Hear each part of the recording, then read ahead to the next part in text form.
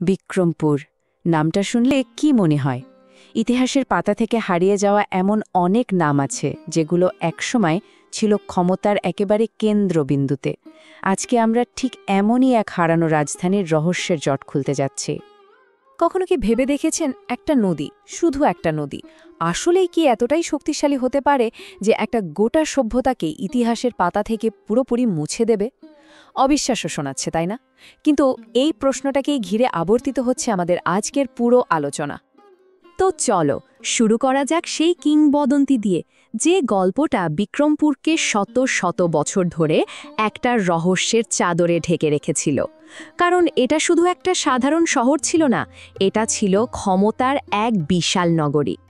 পুরনো তাম্রশাসনে এর নাম পাওয়া গেছে, শ্রী বিক্রমপুর সমাবাসিত শ্রী মজ্জয় স্কন্ধ বারাত। বেশ ভারী একটা নাম, তাই না?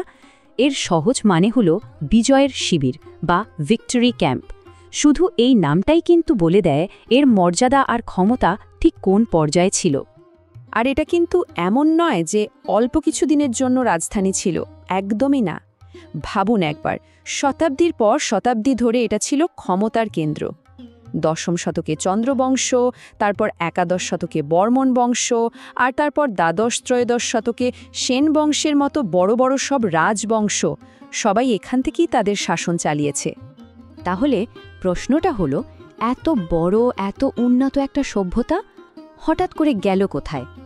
বছরের পর বছর ধরে যে গল্পটা চলে আসছে তা হলো প্রমত্তা পদ্মা নদী, যার আরেকটা নামই হলো কীর্তিনাশা, মানে কীর্তি ধ্বংসকারী। সেই নদী নাকি সবকিছু গিলে ফেলেছে। আর এই গল্পটা প্রায় ৮০ বছর ধরে মানুষ কোনো প্রশ্ন ছাড়াই বিশ্বাস করে এসেছে। কিন্তু সব গল্পেরই তো একটা মোড় থাকে, তাই না? ঠিক তেমনি সম্প্রতি একদল গবেষক ঠিক করলেন এই প্রচলিত ধারণাটাকে এবার একটু চ্যালেঞ্জ করা যাক। আর ঠিক এখানেই পুরো গল্পটা একটা নতুন দিকে মোড় নেয়। একদিকে ছিল সেই পুরনো মেদ, সব কিছু নদীতে হারিয়ে গেছে, আর তার ঠিক বিপরীতে দাঁড় করানো হলো একটা নতুন সায়েন্টিফিক হাইপোথেসিস যে না, হারিয়ে যায়নি, বরং মাটির নিচেই কোথাও লুকিয়ে আছে। তো ২০১০ সালে অগ্রসর বিক্রমপুর ফাউন্ডেশন আর সাথে জাহাঙ্গীরনগর ও কুমিল্লা বিশ্ববিদ্যালয়ের প্রত্নতত্ত্ব বিভাগের গবেষকরা মিলে এই বিশাল অভিযানে নামেন। বলতে গেলে প্রায় ৮০ বছরের একটা লম্বা নীরবতার পর তারাই প্রথম এই কিংবদন্তিকে বিজ্ঞানের আলোতে ফেলার সাহস দেখালেন। আর ভাববেন না যে এটা কোনো সাধারণ খোঁড়াখুড়ির কাজ ছিল, একদমই না। এর পেছনে ছিল একটা নিখুঁত বৈজ্ঞানিক পরিকল্পনা। প্রথমে পুরনো ম্যাপ, লেখালেখি এসব ঘেঁটে জায়গাটা জরিপ করা হলো। তারপর খুব সাবধানে নিয়ম মেনে খনন কাজ চলল। যা পাওয়া গেল তার ল্যাবে পাঠানো হলো বিশ্লেষণের জন্য। আর সব শেষে সেই সব তথ্য এক করে ১০০০ বছরের পুরনো একটা ছবিকে আবার নতুন করে আঁকার চেষ্টা করা হলো। তো এত কিছুর পর তারা আসলে কি খুঁজে পেল? নাটেশ্বর দেউল নামে একটা জায়গা। মাটি যেন হঠাৎ করেই তার ভেতরের গোপন কথাগুলো বলতে শুরু করল।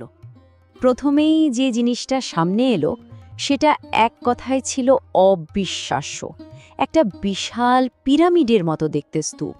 ভাবা যায়, বাংলাদেশে এর আগে এই ধরনের কোনো স্থাপত্যের অস্তিত্বই পাওয়া যায়নি। এটাই প্রথম এবং একমাত্র। এরপরে মাটির নিচ থেকে বেরিয়ে এলো একটা বিশাল বৌদ্ধ বিহারের কাঠামো। এই আবিষ্কারটার সাথে সাথেই একটা নতুন সম্ভাবনার দরজা খুলে দিল। বিক্রমপুর শুধু একটা প্রশাসনিক রাজধানী ছিল না, এটা ছিল জ্ঞান চর্চারও একটা বড় কেন্দ্র। শুধু তাই না, এরপর পাওয়া গেল মাটির নিচে চাপা পড়া একটা পাকা ইটের রাস্তা। এই একটা জিনিসই কিন্তু অনেক বড় প্রমাণ। এটা বলে দেয় যে বিক্রমপুর কোনো এলোমেলো গ্রাম ছিল না, বরং ছিল একটা দারুণভাবে পরিকল্পিত আর উন্নত শহর। আর এরপর তো আবিষ্কারের তালিকা শুধু লম্বাই হতে থাকল। পাওয়া গেল অষ্টভুজাকৃতির স্তূপ, পিলার দেওয়া বড় বড় হলঘর, এমনকি ইট দিয়ে বানানো একটা স্নানাগারও, সাথে হাজার হাজার মাটির পাত্রের ভাঙা অংশ। মানে যা কিছু পাওয়া যাচ্ছিল তার পরিমাণই বলে দিচ্ছিল যে এটা কতটা বিশাল একটা ব্যাপার। আচ্ছা, তাহলে এই যে এতগুলো সূত্র পাওয়া গেল, এগুলোকে যদি আমরা একটার পর একটা পাজলের মতো মেলাই, তাহলে ঠিক কী ছবিটা ফুটে ওঠে? মাটির নিচ থেকে পাওয়া এই জিনিসগুলো প্রাচীন বিক্রমপুরের জীবনযাত্রা নিয়ে আসলে কি গল্প বলছে? এরপর করা হলো কার্বন 14 ডেটিং, আর তার ফলাফল ছিল এক কথায় চমকে দেওয়ার মতো। জানা গেল এই জায়গাটা 780 থেকে 1223 খ্রিস্টাব্দ পর্যন্ত, মানে প্রায় 440 বছরেরও বেশি সময় ধরে সক্রিয় ছিল। তার মানে কি দাঁড়ায়? তার মানে হলো এটা শুধু একটা যুগের নয়, বরং একাধিক রাজবংশের উত্থান পতনের সাক্ষী। গবেষকরা শহরটার ইতিহাসকে মাটির নিচে পাওয়া স্তরের ওপর ভিত্তি করে মূলত 3টা ভাগে ভাগ করেছেন। প্রথম পর্যায় মানে 780 থেকে 950 খ্রিস্টাব্দ, যখন এখানে প্রথম বসতি আর মন্দির তৈরি হয়। এরপর আসে দ্বিতীয় পর্যায় 950 থেকে 1223 খ্রিস্টাব্দ পর্যন্ত। এটাই ছিল স্বর্ণযুগ, যখন বিশাল সব মঠ আর স্তূপ বানানো হয়।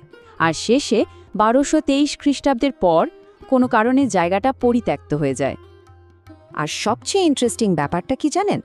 গবেষকরা প্রায় নিশ্চিত যে বিখ্যাত বৌদ্ধ পণ্ডিত অতীশ দীপঙ্কর, যার জন্ম কিন্তু এই বিক্রমপুরে, তার সাথে এই নতুন আবিষ্কৃত বিহারের একটা গভীর সম্পর্ক ছিল। ভাবুন তো, হঠাৎ করে এই ইট পাথরের ধ্বংসস্তূপগুলো যেন একজন বিখ্যাত ঐতিহাসিক মানুষের ছোঁয়ায় জীবন্ত হয়ে উঠল। কিন্তু বিক্রমপুরের গল্পটা কিন্তু মাটির নিচেই শেষ হয়ে যায়নি, একদমই না। এর ঐতিহ্য, এর লিগ্যাসি আজও আমাদের চারপাশে একদম জীবন্ত। এই এলাকাটার দিকে একটু ভালো করে তাকালেই দেখবেন ইতিহাসের একটা ধারাবাহিকতা কিন্তু রয়েই গেছে। যেমন ধরুন বাবা আদম শহীদ মসজিদ, বা মুঘল আমলের ইদ্রাকপুর দুর্গ, কিংবা 17 শতকের মীর কাদিম সেতু। এই সব কিছুই প্রমাণ করে যে বিক্রমপুরের ঐতিহাসিক গুরুত্ব আসলে কখনো হারিয়েই যায়নি, শুধু সময়ের সাথে সাথে এর রূপটা বদলেছে। কিন্তু এত কষ্ট করে খুঁজে পাওয়া এই অমূল্য ঐতিহ্য আজ একটা নতুন সমস্যার মুখে পড়েছে।